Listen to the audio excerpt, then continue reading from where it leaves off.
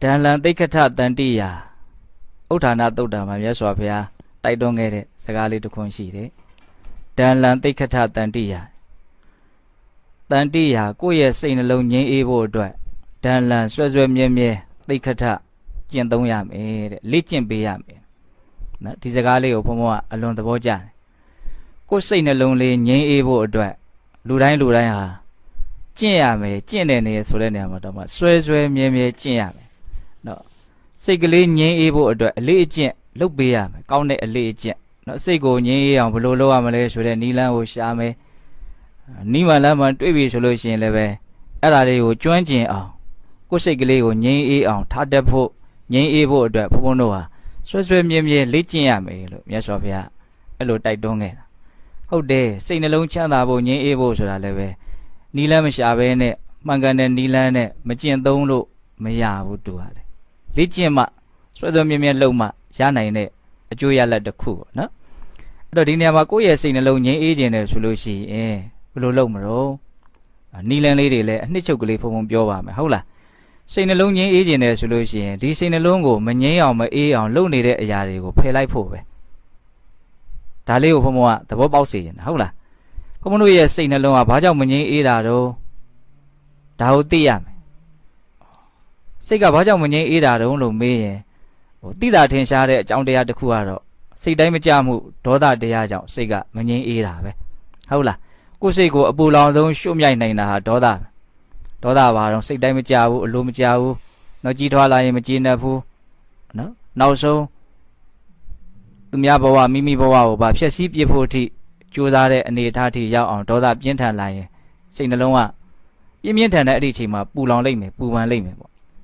့ဒါနဲ့အဲ့ဒီဒေါသဆိုတဲ့စိတ်ကိုပူလောင်ပင်ပန်းစေတဲ့နော်အကြောင်းတရားဘာလို့ခြေခံဖြစ်တုံးဆိုရေဘူးရာအဖြစ်နော်လူချင်းမှုရခြင်းမှုဖြစ်ခြင်းမှု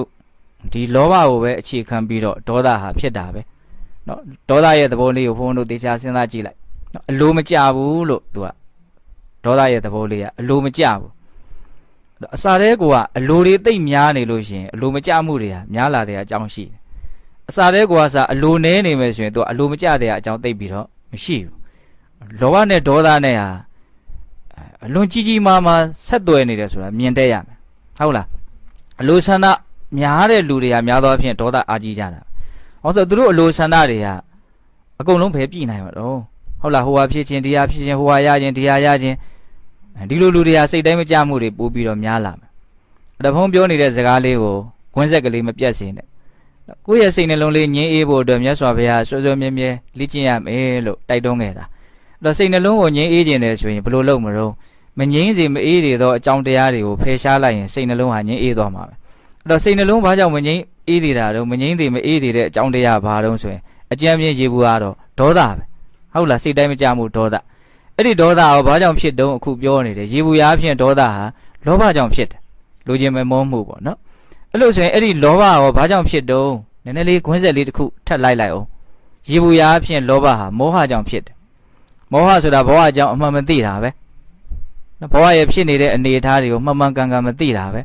ဘဝကနေစာဒုက္ခအနတ္တဖြစ်တယ်ဒုက္ခသစ္စာဖြစ်တယ်ဘဝရဲ့သဘောကဒါပဲအဲ့ဒီဥစ္စာကိုဘုန်းတော်မှန်မှန်ကန်ကန်မသိတဲ့အခါကျတော့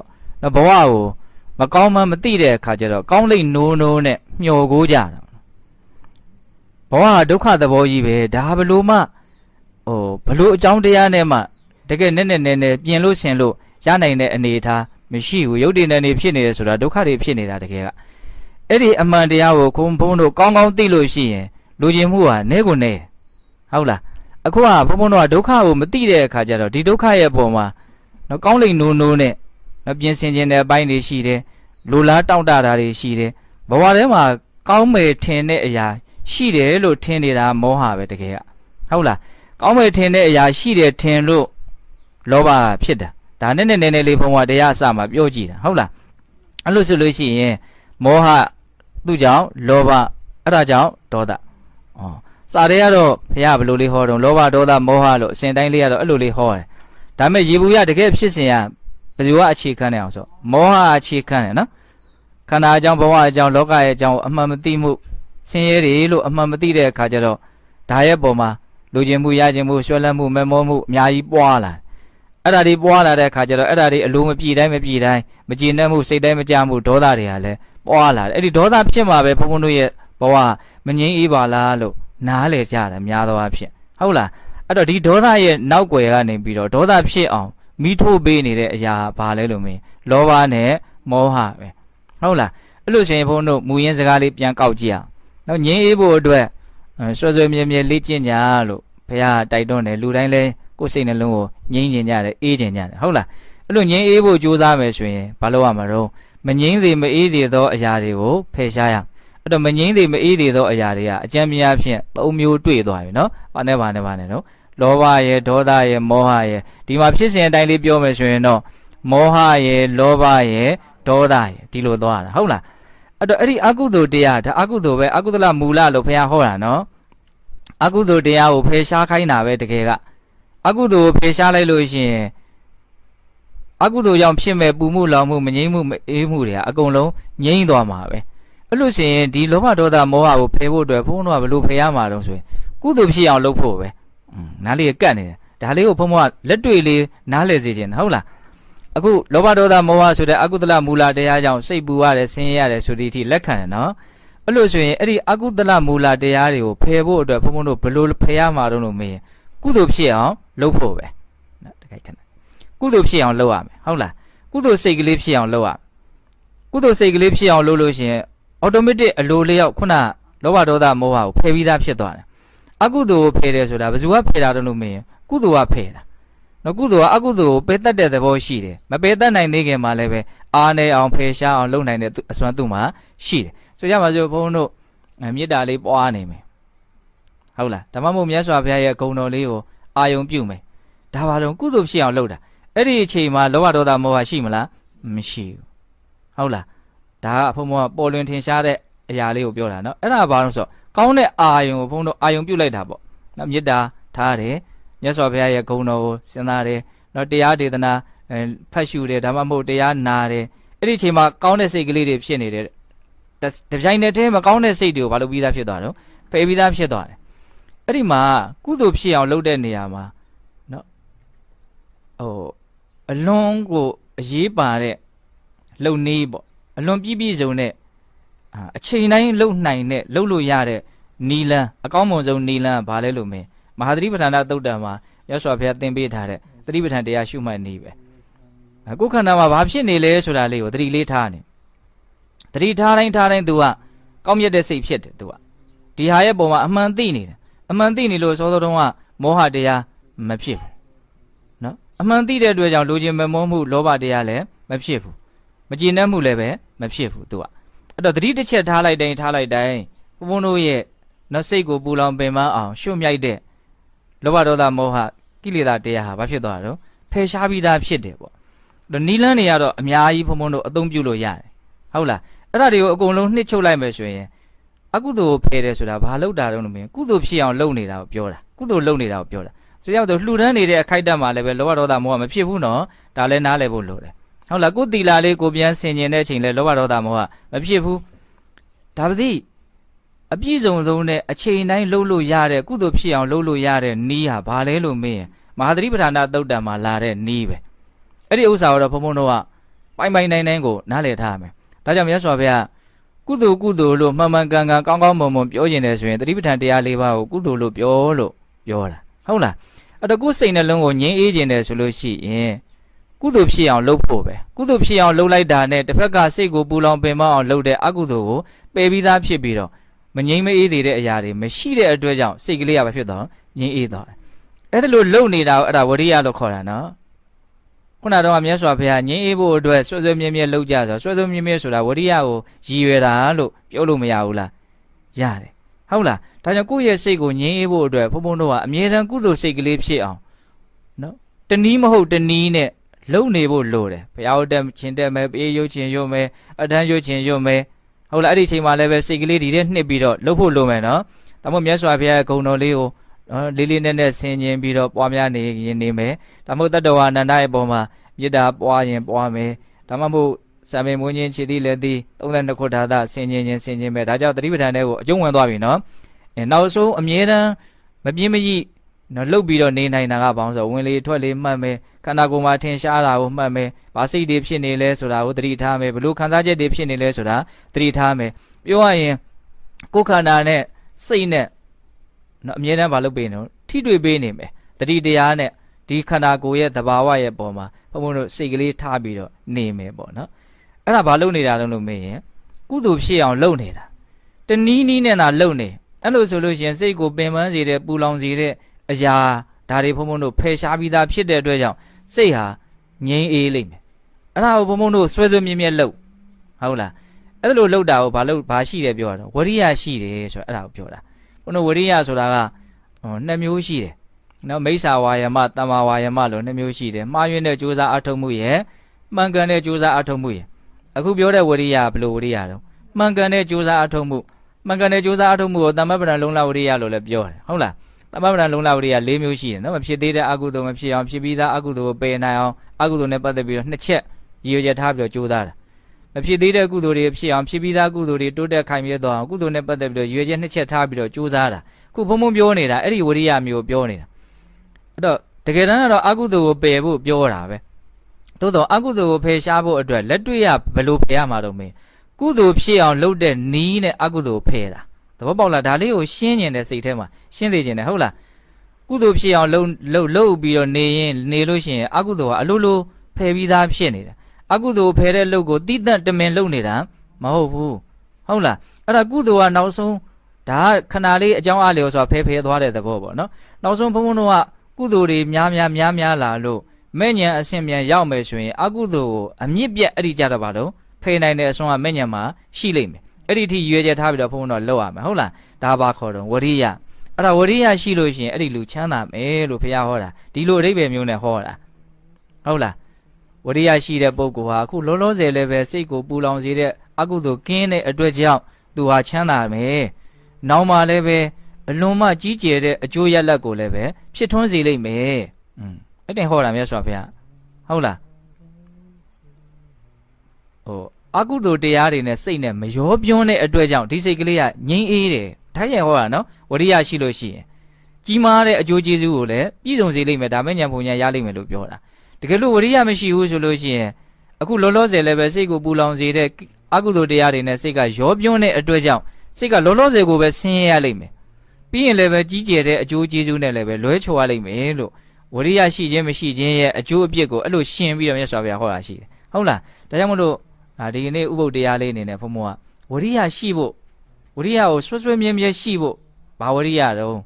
ကုသိုလ်ဖြစ်အောင်လုပ်နေတဲ့ဝရိယကုသိုလ်ဖြစ်အောင်လုပ်မလို့ကုသိုလ်ဖြစ်နေပြီဆိုရင်တပြိုင်တည်းဘယ်လုပ်ငန်းမှာဆောင်ရွက်ပြီးသားဖြစ်သွားတော့အကုသိုလ်ကိုဖယ်တဲ့လုပ်ငန်းကိုသာဆောင်ရွက်ပြီးသားဖြစ်သွားအဲ့ဒီအကုသိုလ်ကိုဖယ်လို့စိတ်ကချမ်းသာသွားတာတကယ်တမ်းကဒါကိုနားလည်သိခြင်းနဲ့ဘုံဘုံကစိတ်ဆင်းရဲတယ်ဆိုတာအကြောင်းမဲ့ဆင်းရဲတာမဟုတ်ဘူးစိတ်ထဲမှာဆင်းရဲစေတဲ့အရာဝင်နေလို့ဟုတ်လားပိုးကောင်လို့ထိုးနေတယ်အထဲထဲမှာမီးလို့ကြိတ်ပြီးတော့လောင်းနေတဲ့အထဲထဲမှာဟုတ်လားအဲ့ဒီအရာကိုမဖယ်ဘဲနဲ့ယောဂမဖယ်ဘဲနဲ့ယောဂလက္ခဏာကိုဖယ်လို့မရ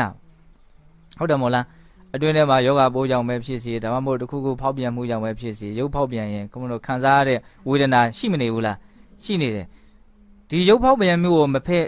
ကြည်ငိမ့်အောင်အဆင်ပြေအောင်မလုပ်ဖဲနဲ့ဝေဒနာပြောက်မလာ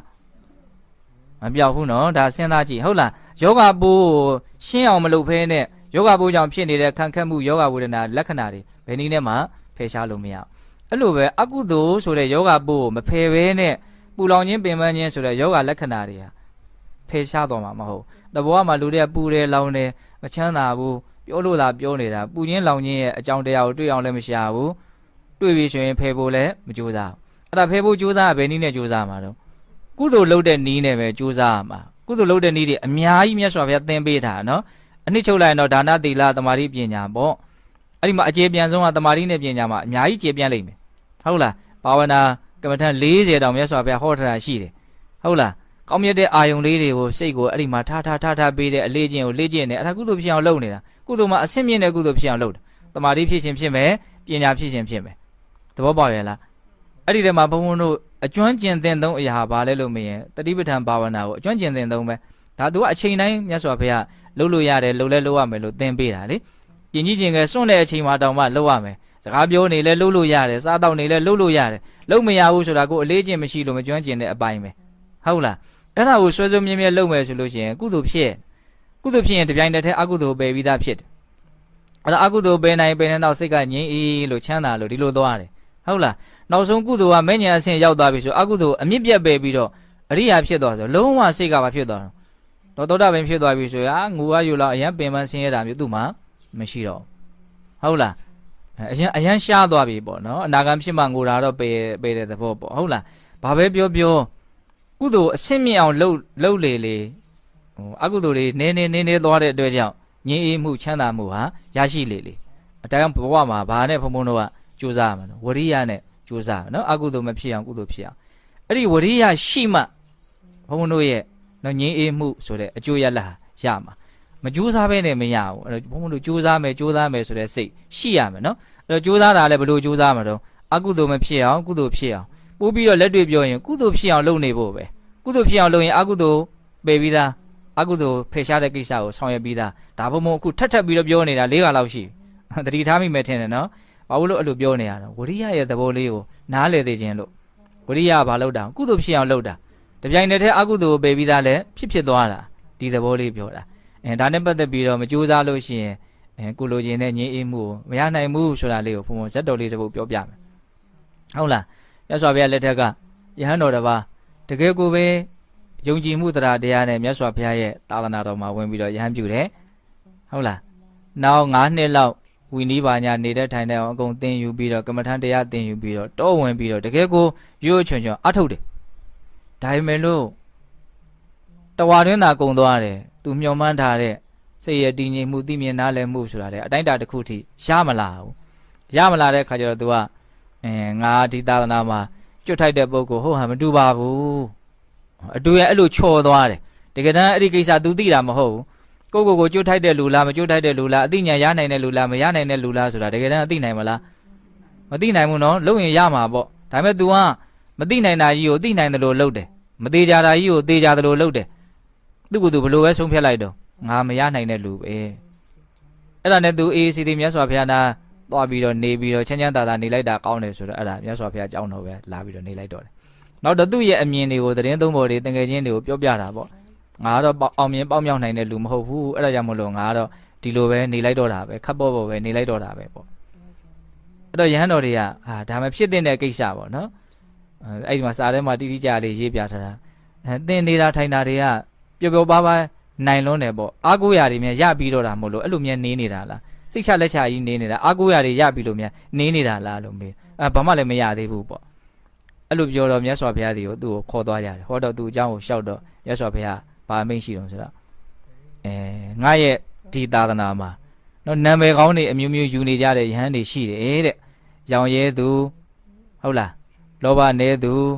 ကြိုးစားအထုတ်သူသီးခံသူ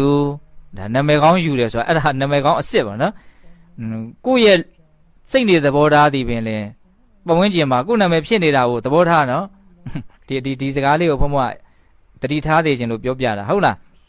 ကိုယ့်ရဲ့စိတ်နေသဘောထားကပဲကိုယ်ဝန်းကျင်မှာကိုယ်သူများခေါ်နေကြတဲ့နာမည်ဖြစ်နေတယ်ကိုကသိပြီးတော့လောဘကြီးမယ်ဆိုရင်ကိုယ်ကိုကြွယ်ရမှာဘယ်လိုခေါ်မှာတော့အလွန်လောဘကြီးတဲ့လူနာမည်တောင်မပြောတော့ဘူးလောဘကြီးသူလို့ပြောတော့တာဒေါသကြီးကိုယ်ဘယ်လိုပြောရတော့ဒေါသအိုနော်ဒေါသအိုမာနာကြီးရင်ဘယ်လိုပြောရလဲမာနာခဲမသွားမဆန်းနဲ့မရဘူးဟုတ်လားကိုယ်နာမည်တွေကိုကြွယ်ရမှာခေါ်နေတာပါအဲ့ဘာကြီးခေါ်တာတော့ကိုယ့်ရဲ့စိတ်နေတော့အဲ့ဒါလေးကိုမြတ်စွာဘုရားပြောတာဒီသာသနာမှာနာမည်ကောင်းယူကြနေတယ်နာမည်ကောင်းယူနေကြတဲ့ယဟန်တွေအများကြီးရှိတယ်ပေါ့နော်ရောင်ရဲသူတင်းတိန်သူဒါလေးတွေတော့အလွန်မြန်လို့စရာကောင်းတဲ့နာမည်လေးတွေပါပဲတီးခံသူဆိုတော့အဆင့်အမြင့်ဆုံးဖြစ်မယ်ထင်ပါတယ်ဟုတ်လာ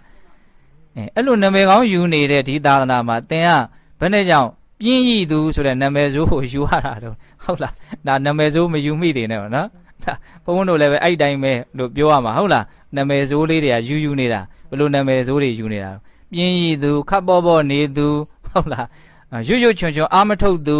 ူဒါအကုန်လုံးအတူတူနဲ့အနူနူဆိုတော့တိတ်တော့လည်းပဲနာမည်ဆိုးသလိုမဟုတ်ဘူးဖြစ်နေတာပေါ့နော်သဘောပေါက်လားဘယ်နဲ့ကြောင့်ပြင်းရည်သူဆိုတဲ့နာမည်ကိုယူရတာတော့တဲ့တကယ်ဆိုလို့ရှိရင်သင်ကတစ်ချိန်လုံးကအလွန်မှလုံလဝရိယထက်တန်တဲ့လူတစ်ယောက်ဖြစ်ခဲ့ဘူးတယ်သူအပေးတာမြတ်စွာဘုရားတကယ်လည်းဖြစ်ခဲ့ဘူးတယ်သင်ရဲ့လုံလဝရိယလေးကိုအကြောင်းပြုပြီးတော့လူပေါင်းများစွာချမ်းသာခဲ့ဘူးတယ်မြတ်စွာဘုရားမြင်တယ် အဲ့လိုပြောတဲ့အခါကျတော့ तू ကဘယ်တော့မှလုံလဝရိယရှိခဲ့ဘူးတာတော့ဗောနော်အဲ့ဒီအကြောင်းအရာကိုဘဝနဲ့ဖုံးကွယ်နေတော့မမြင်နိုင်ဘူးအဲ့ဒါမြတ်စွာဘုရားဟောပါလို့တောင်းပန်လို့မြတ်စွာဘုရားအဲ့မှာဝဏ္ဏပဋ္ဌဇတ်ဆိုတာဟောအဲ့ဒါတခုသောဘဝမြတ်စွာဘုရားလောင်းက तू ကလဲကုံတယ်မှုကြီးဖြစ်တယ်နော် तू နောက်လိုက်900လောက်တောင် तू ရှိတယ်ဟုတ်လားအဲ့ဒါနဲ့ तू အချမ်းရံနေနဲ့အမြဲတမ်းကုံသွယ်သွားတာဗောနော်အဲ့ဒါဘုန်းတို့ကန္တာယဆိုတာဒီကိုသူတို့ဖြတ်ကြရတယ်ဒုက္ခဒုက္ခပေါ့အဲ့လိုဖြတ်တဲ့အခါတချို့ကန္တာယကသဲကန္တာယအမျိုးမျိုးရှိတယ်ကန္တာရဆိုတဲ့စကားလုံးကဖြတ်တန်းဖို့ခက်ခဲတဲ့နေရာကိုကန္တာရလို့ပြောတာဘလူတွေများတာတော့တောတွေပါဆိုတာရဲတိဆန်တွေများတာဒါလည်းဖြတ်တန်းဖို့ခက်တာပေါ့နော်ပင်လေသမုဒ္ဒရာဆိုရင်လည်းကန္တာရလို့ပြောလို့ရတယ်ဖြတ်တန်းဖို့ခက်တယ်ပေါ့အခုသူတို့ဖြတ်နေတဲ့ကန္တာရတော့သဲကန္တာယနေ့ဆိုရင်ချောင်းနဲ့နင်းတော့မနင်းနိုင်ဘူးတဲ့မီးလို့ပူတယ်နေကအမြဲပူနေတာပေါ့အခုလည်းဘုန်းတို့ဒီအာရကဘာတွေမှာရှိတဲ့ကန္တာရတွေဆိုရင်နေ့ကိုဘလို့မှလုံးမရညကြတော့လည်းပဲ तू ကအပူကိုထိန်းထားတာမရှိတဲ့အတွက်ကြောင့်အလွန်မှအေးတယ်ကန္တာရရဲ့သဘောတွေကဟုတ်လားအဲ့ဒါကန္တာရဖြတ်တဲ့အခါမှာသူတို့ကနက်ခတ်ကြည့်တဲ့သူကိုလှဲရဲ့ရှေ့သုံးမှာ तू ကထားရတယ်လှဲသမားတွေကပင်ပန်းတော့ तू ကဒါကိုအာယုံမဆိုင်နိုင်ဘူးနွားကိုပဲဂယုဆိုင်ပြီးတော့မောင်းရတယ်ပေါ့နော်အဲ့ဒီနက်ခတ်ကြည့်တဲ့လူကညကိုပဲ तू ကမောင်းရတာဟုတ်နေ့ကို तू ကလှဲဝိုင်းကြီးတွေဖွဲ့ပြီးတော့အရိပ်ထိုးပြီးတော့ပဲနေရတယ်ညကိုမောင်းရတယ်ညပဲမောင်းနိုင်တယ်အဲ့တော့ညဆိုတော့လမ်းကဘာကိုကြည့်သွားတာဆိုတော့ဒါမိုးကဘာညာခီးသွားဖို့တော့သိမလွယ်ဘူးကျေကိုပဲကြည့်ပြီးတော့သွားတာကျေကလည်းတကယ်ကြည့်တယ်လို့ရှိရင်ခီးသွားလို့ရတာပေါ့နော်ဘုန်းတော်ငယ်တုန်းကဆိုလို့ရှိရင်ဒူဝင်ကျေတို့နော်ခုနှစ်စင်ကျေတို့ဒါတွေကမြောက်ရမှာရှိတယ်ဘလို့ဒါဘယ်ချိန်လေးလောက်ဆိုရင်အရှိမြောက်တော့ဘုန်းတော်မှန်းလို့ကိုရတယ်ဟုတ်လားကျေကိုကြည့်ပြီးတော့မှန်းလို့ရတယ်ပေါ့နော်အဲနက်ခတ်ကိုကြည့်ပြီးတော့သူသွားတာအဲ့ဒါနဲ့နောက်1ရက်2ရက်လောက်နေရောက်တော့မယ်ရေမိုးရှိတဲ့နေရာဒီကန္တာရကိုလွန်တော့မယ်ရေရလည်းပဲအဲ့ဒီ1ရက်စာအတွက်ပဲကြံတော့တယ်လှဲနဲ့သဲလာတာဆိုကြဆိုကန္တာရကိုတစ်လဖြတ်မဆိုတစ်လစာရေတင်းလာတယ်လမ်းမှာရေမရှိဘူးအဲ့ဒီမှာနက်ခတ်ကြည့်တဲ့လူကပင်မန်းပြီရက်ပေါင်းများဆိုတော့သူကအေးပြက်လာဆိုအဲ့နောက်ဆုံးညကြတော့မှအိပ်ပျော်သွားရောနွားတွေကရှေ့မသွားပဲနဲ့လာလန်းပြန်ခောက်တယ်နောက်ကလှဲမောင်းတဲ့လူကလည်းစိတ်ချလက်ချရှိတယ်ဆိုတော့လိုက်လှဲတွေကအရင်နေ့ညတဲခဲ့တဲ့နေရာပြန်ရောက်သွားမနဲ့လင်းလို့ကြည့်လိုက်တဲ့ခါကျဟာသူတို့တဲခဲ့တဲ့နေရာကြီးသူတို့တရေချခဲ့တဲ့နေရာကြီးနှစ်ဆလွန်သွားပြီနှစ်ဆလိုသေးတယ်ရေမရှိတော့ဘူးနော်အဲ့ကြတော့သူတို့သိပြီဒါသူတို့ဘလို့မှမရှင်းတန်နိုင်ဘူးပေါ့နော်ရေမရှိရင်ဘလို့မှမရှင်းတန်နိုင်ဘူးအကုန်လုံးစိတ်လျှော့ရတာပေါ့အဲ့ဒါတဲကြီးတွေအဲ့လဲဝိုင်းပြီးတော့ရွက်ဖြင်ကြီးထိုးပြီးတော့စိတ်ပြက်လက်ပြက်နေပဲနေကြတယ်အဲ့ဒါဘုရားလုံးကငါရှိနေတော့မှဒီလိုမျိုးဒုက္ခရောက်တာကိုငါကဲတင်တဲ့တယ်ပေါ့ဝရိယကိုမလျှော့ဘူးသူကစိတ်ကိုမလျှော့ဘူးဒါလေးသူကအသက်ကြီးပြီးအိုးပြီးအဲ့ဒါနဲ့သူရှောက်ပြီးတော့ကြည်တယ်သူရေရှာတာပေါ့နော်ရေရှာတော့အဲ့ဒီမှာမြေစာမြက်လေးပေါက်နေတဲ့နေရာတနေရာတွေ့တယ်တဲ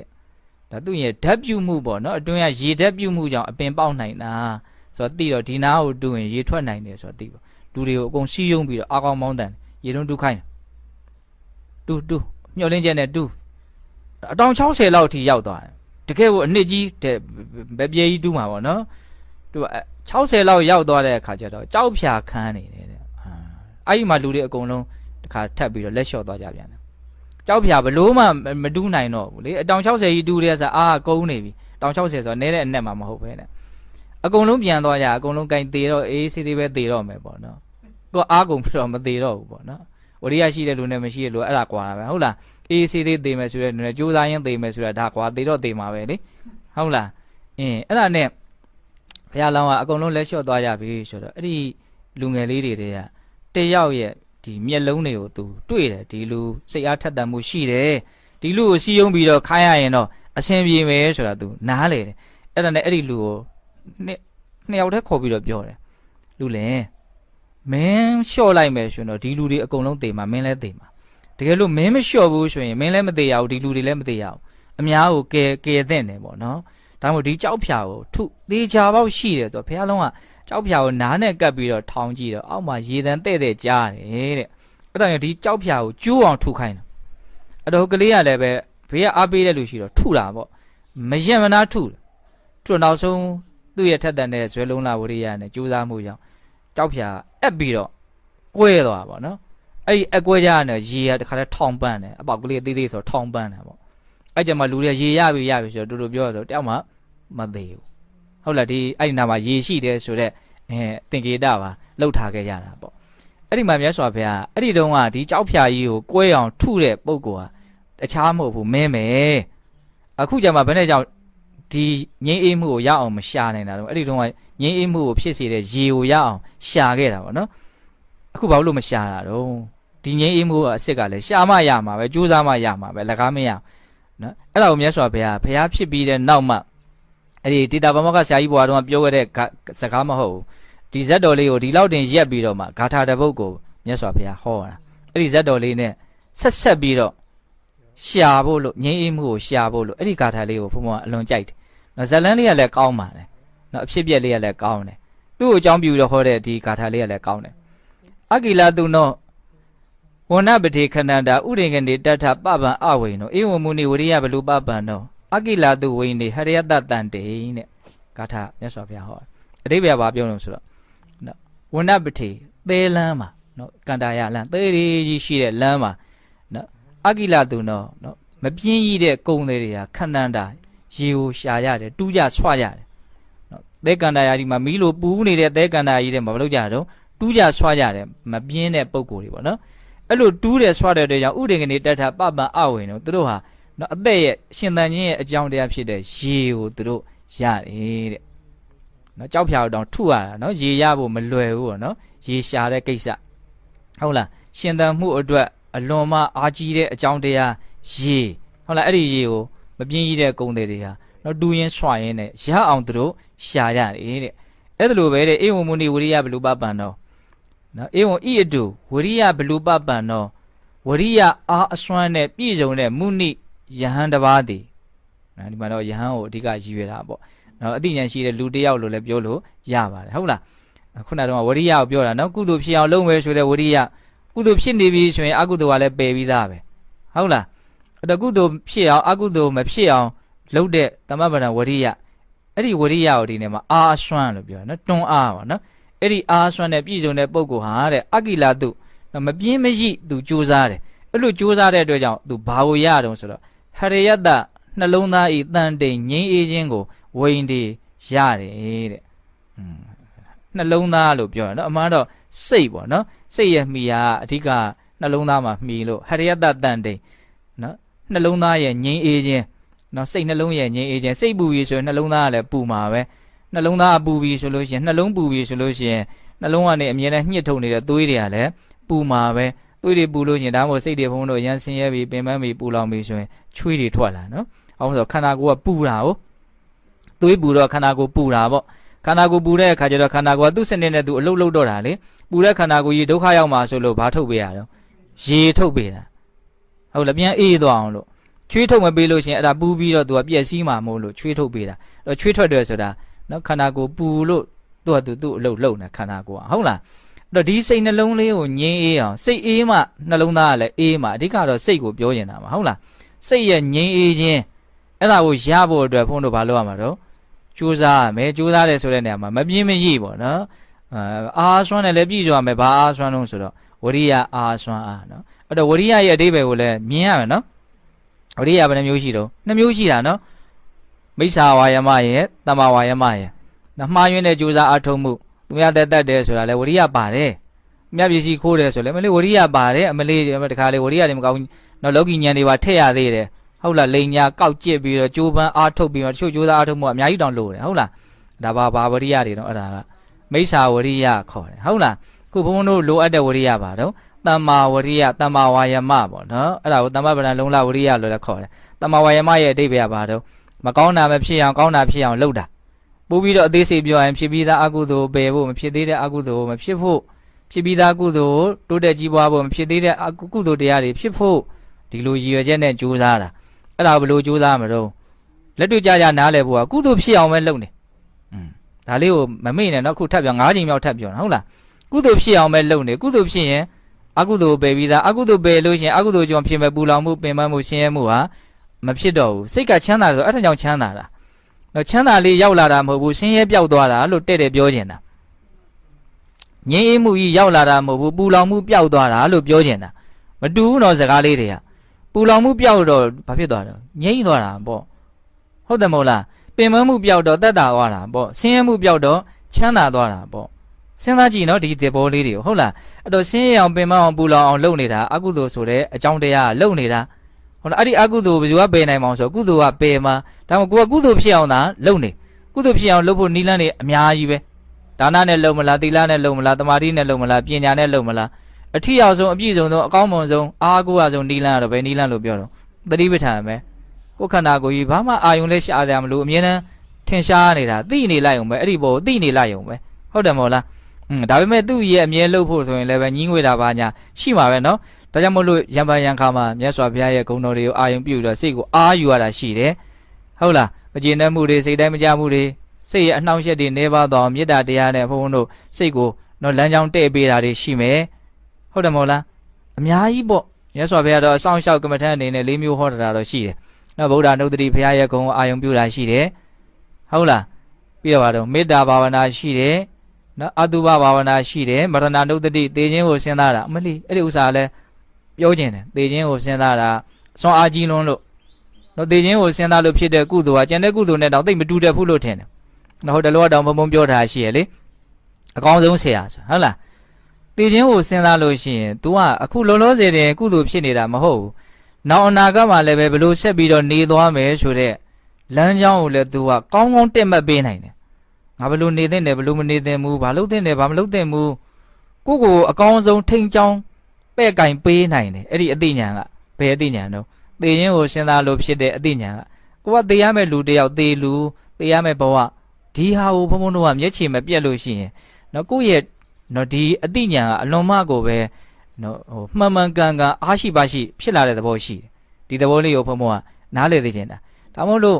ဘုံတို့ဘဝနဲ့ပတ်သက်ပြီးတော့တခါတလေဆုံးဖြတ်ရခက်တာတွေရှိတယ်ဘာလို့ကမရုံတွေးဝေးနေတာတွေရှိတယ်နော်အဲ့လိုတွေးဝေးပြီးဆိုလို့ရှိရင်ဒါကိုအမှတ်ရသိချင်တယ်နော်သိချင်းကိုသာစဉ်းစားလိုက်တွေးဝေးတာတွေရှင်းသွားလိမ့်မယ်ဘာလို့တင်တယ်မလို့တင်ဘူးဆိုတာကိုယ်ပိုင်ဉာဏ်နဲ့ကိုယ့်ဟာကိုမြင်သွားလိမ့်မယ်ပေါ့ဟုတ်လားဒါကြောင့်သိချင်းနဲ့ကိုယ်စိတ်နဲ့ကိုနော်အမြဲတမ်းထိတွေ့ပေးဖို့လိုတယ်သူ့ကိုမျက်ခြေမပြတ်စီနဲ့သူ့ကိုမမေ့နဲ့ပေါ့ဟုတ်လားဘုံကတခါလေးစဉ်းစားတယ်လူတွေကဘာလို့ရမလဲဆိုတဲ့အဖြေတစ်ခုကိုထုတ်တဲ့အခါမှာနော်ကွန်ပျူတာတွေလိုပဲလို့ဘုံကတော့ထင်တယ်ပေါ့နော်ကွန်ပျူတာဆိုတာလေသူ့ရဲ့အချက်လက်ထည့်ထားတာကိုပဲအချက်လက်ကိုပဲကြည့်ပြီးတော့သူကအဖြေတစ်ခုထုတ်တာပဲလေဟုတ်တယ်မဟုတ်လားသူထည့်မထားတဲ့အချက်လက်နဲ့ပတ်သက်ပြီးတော့သူအဖြေထုတ်နိုင်လားမထုတ်နိုင်ဘူးဟုတ်လားအဲ့လိုပဲဘုံတို့ခေါင်းထဲကိုအချက်လက်တွေစွန့်အောင်ထည့်လို့ရှိရင်ဒီခေါင်းကလည်းကွန်ပျူတာလိုပဲအဖြေထုတ်လိုက်မယ်သူကဒါဒီအချက်လက်ဘလောက်စွန့်အောင်ထည့်နိုင်တယ်လဲဆိုတာပေါ်မှာမူတည်ပြီးတော့ထုတ်လိုက်တဲ့အဖြေကဘလောက်မှန်မလဲဆိုတာဖြစ်လာမယ်လို့ထင်တယ်ဒါဘုံတွေးမိတာကိုပြောတာနော်အဲ့တော့အချက်လက်တွေကပြည့်စုံအောင်ထည့်ဆိုတာအဲ့ဒီသေခြင်းတရားတွေနာခြင်းတရားတွေကိုထည့်သေးခြင်းတာအချက်လက်တွေနေတယ်အခုလူတွေကအနာကဘာလို့ရမလဲတို့ရှေ့ဆက်ဘလို့နေရမလဲလို့တွေးတဲ့နေရာမှာအချက်လက်ကအဲ့ဒါတွေသိမပါဘူးသူဘလို့နေမလဲဆိုတဲ့အချက်လက်တွေပဲခွထည့်ထားတာဟုတ်တယ်မဟုတ်လားနောက်ဘလို့စားရမှာတော့ဘယ်သူနဲ့နေမှာတော့အဲ့သူနေရေးကိုပဲပြောရရင်နေရေးနဲ့အစီအစဉ်တွေနေရေးပဲအများကြီးထည့်ထားတာနော်အဲ့တော့သူကမပြည့်စုံဘူးအချက်လက်ကဘာထည့်ရမလဲဆိုတော့သေရေးသေခြင်းတရားကိုမထက်မဖြစ်ထည့်ရမယ်အချက်လက်တစ်ခုလို့နားလည်ရမယ်ဒါတွေမကဘူးမသေးခင်မှာလည်းပဲခန္ဓာကိုယ်ကြီးကနာဦးမှာတက်တာနေရမှာမဟုတ်ဘူးဒီဟာလည်းမှန်ကန်တဲ့ထက်ကိုထည့်ထားတဲ့အချက်လက်တစ်ခုပဲအိုရင်းဆိုတာတော့ထားတော့နော်မဖြစ်မနေဘုံဘုံတို့မှန်ကန်တဲ့ဆုံးဖြတ်ချက်တစ်ခုအဖြေတစ်ခုထုတ်နိုင်ဖို့အတွက်နော်ပြည့်စုံတဲ့အချက်လက်တွေနော်ထည့်ဖို့ကြိုးစားတဲ့နေရာမှာဘာကိုဘုံဘုံတို့မမေ့ဖို့လိုမလို့နာခြင်းနဲ့သေခြင်းနော်နာခြင်းနဲ့သေခြင်းဘဝဓာရီနဲ့ရောပြိုးနေတာဆိုတော့ထက်အဲ့ဒီဟာထည့်ထားလို့ရှိရင်အဖြေတွေကဘာလို့မလို့အများကြီးမှန်လာမယ်ပေါ့နော်အဲ့တော့ဒါကဘာနဲ့ပတ်သက်ပြီးတော့ပြောတာတော့ကုသိုလ်ဖြစ်အောင်လုပ်တဲ့အခါမှာနီလန်းများစွာမြတ်စွာဘုရားသင်ပေးထားတယ်အဲ့ဒီတည်းကနော်မရဏနုဒ္ဓတိနော်သေခြင်းကိုဖန်ဖန်စဉ်းစားဆင်ခြင်တာလည်းပဲကုသိုလ်ဖြစ်ဖို့အတွက်နော်ကြိုးစားအထောက်ရမယ်နီလန်းတစ်ခုပေါ့အလွန်မြင်မာတဲ့ကုသိုလ်ဖြစ်တာနော်သူကလည်းပဲဟုတ်လားမြတ်စွာဘုရားဘယ်လောက်တောင်ဟောတော့ဧကန္တနေပိဒါယဝိဒါဂယနိရောဓယဥပသမယဘိညာတံဘောဓာနိဗ္ဗာန်ယတံဝတ္တိလို့ခုနှစ်မျိုးတောင်မြတ်စွာဘုရားဟောတယ်နော်ဧကန္တနေပိဒါယသေချာပေါက်ဝတ္တန်တရားဒီယုံနာဒုက္ခတွေရဲ့ပုံမှာညီးငွေတဲ့ဉာဏ်ကိုရကိုရမယ်လို့ဟောတယ်ဝိဒါဂယဘဝရဲ့ပုံမှာဆွဲမဲ့မှုကင်းကိုကင်းမယ်လို့ဟောတယ်နိရောဓယဘဝဒုက္ခတွေချုပ်ကိုချုပ်မယ်လို့ဟောတယ်ဥပသမယစိတ်နှလုံးငြိမ်းအေးမယ်လို့ဟောတယ်အဘိညာယအနိစ္စဒုက္ခအနတ္တလို့လက္ခဏာရေးသုံးပါးကိုတော့ထူးသောဉာဏ်ဖြင့်သိကိုသိမယ်လို့ဟောတယ်တံဘောဓာယသစ္စာလေးပါးကိုမဲ့ဉာဏ်နဲ့ထိုးထွင်းပြီးတော့သိကိုသိမယ်လို့ဟောတယ်နိဗ္ဗာန်ယနိဗ္ဗာန်ချမ်းသာကိုမျက်မှောက်ပြုရလိမ့်မယ်ဆက်ရောက်ရလိမ့်မယ်လို့ကိုဟောတယ်ပါလေ သေခြင်းကိုစဉ်းစားလို့ရှိရင်အဲ့ဒီကုသိုလ်ကောင်းမှုဟာကုသိုလ်ရတဲ့နားလေးတင်ရက်နေတာမဟုတ်ဘူးလို့ပြောချင်တာဟုတ်လားသေခြင်းကိုဆင်ခြင်ခြင်းအဖြစ်ကုသိုလ်ရပြီးတဲ့နောက်မှာကိုခုပြောတဲ့အကျိုးကျေးဇူး9မျိုးစီကိုဘာလို့နေတော့ဥတည်နေတာဒါလေးကိုပြောပြတာဟုတ်လားအဲ့တော့စောစောကဇတ်တော်လေးမှာဟောတဲ့ဂါထာလေးကိုပြန်ပြီးတော့ပြောကြည့်မယ်နော်အာကိလာသူနဝနပတိခန္ဓာဥဒင်ကနေတထပပံအဝိန်တော်နော်သေလံခရီးမှာမပြင်းမရိကုံတွေဟာတူးကြတဲ့အတွက်ကြောင့်နော်ရှင်သန်မှုရဲ့အကြောင်းတရားဖြစ်တဲ့ရေဆိုတာကိုသူတို့ရကြတယ်အဲ့ဒါလိုပဲဒီသာသနာမှာဝရိယအားစွမ်းတဲ့ပြည့်စုံတဲ့ဧဝံမုန်ဝရိယဘလူပပံတော့အာကိလာသူဝိနေဟရယတတန်တဲ့ဝရိယအားစွမ်းတဲ့ပြည့်စုံတဲ့ယဟန်တစ်ပါးဟာနော်မပြင်းမရိသူကြိုးစားမယ်ဆိုလို့ရှိရင်နော်ဟရယတတန်တိန်စိတ်နှလုံးရဲ့ငြိမ်းမှုကိုဝိန်ဒီရကိုရလိမ့်မယ်လို့ဟောတာဟုတ်လားဒါကြောင့်ကိုယ့်ရဲ့စိတ်နှလုံးလေးငြင်းဖို့အတွက်ဘုန်းတော်ကဘာလုပ်ကြမှာတော့ကြိုးစားကြရမယ်နော်တရားလေးကဘယ်ကစပြောလိုက်တာတော့ဒံလံသိက္ခထတန်တိယာနဲ့စပြောတာနော်ဒံလံသိက္ခထတန်တိယာကိုယ်စိတ်နှလုံးငြင်းအေးဖို့အတွက်ဒံလံဆွဲမြဲသိက္ခထလေ့ကျင့်ရမယ်ဒါဘာကိုပြောတာတော့အခုဒီတရားနာပြီးတော့လိပ်ပတ်လဲသွားပြီကုသိုလ်ကောင်းမှုကောင်းတဲ့စိတ်ကလေးဖြစ်ဖို့အတွက်ဆွဲမြဲလေ့ကျင့်နေရမယ်ဒါလေးကိုအလေးကျင့်တစ်ခုအနေနဲ့လေ့ကျင့်ပါများလေကျွမ်းကျင်လေးဖြစ်သွားမှာပါနော်ဒါဒီကုသိုလ်စိတ်ကလေးဖြစ်အောင်အမြဲတမ်းလေ့ကျင့်နေလို့ပြောတာအဲ့ဒါကိုဘာခေါ်တော့သမ္မာဝါယမဝရိယဒါဒီနေ့တရားကတော့ဝရိယကထာသဘောမျိုးပါပဲဟုတ်လားဒါကြောင့်မလို့ကိုယ်စိတ်နှလုံးငြိမ်းအောင်နော်အမြဲတမ်းကြိုးစားအထောက်နိုင်ကြတယ်သူတော်ကောင်းတွေဖြစ်ကြပါစေလို့ဘုန်းတို့ဆန္ဒပြုပြီးတော့ဒီကနေ့ပိဋကတ်တို့ကြိုးစားအထောက်ကြရတဲ့ဒါနသီလသမာဓိပညာကုသိုလ်ကောင်းမှုအစုစုတို့ရဲ့စွမ်းတတ္တိကြောင့်ဘုရားတပည့်တော်တို့သည်မဲ့ညာဘုံညာမျက်နှိပ်ပံကိုလျင်မြန်ထုတ်ချောက်မျက်မှောက်ပြုဝရစေကုန်သောဟုပတ္တနာအောင်စုပြုကြကုန်ရာတည်း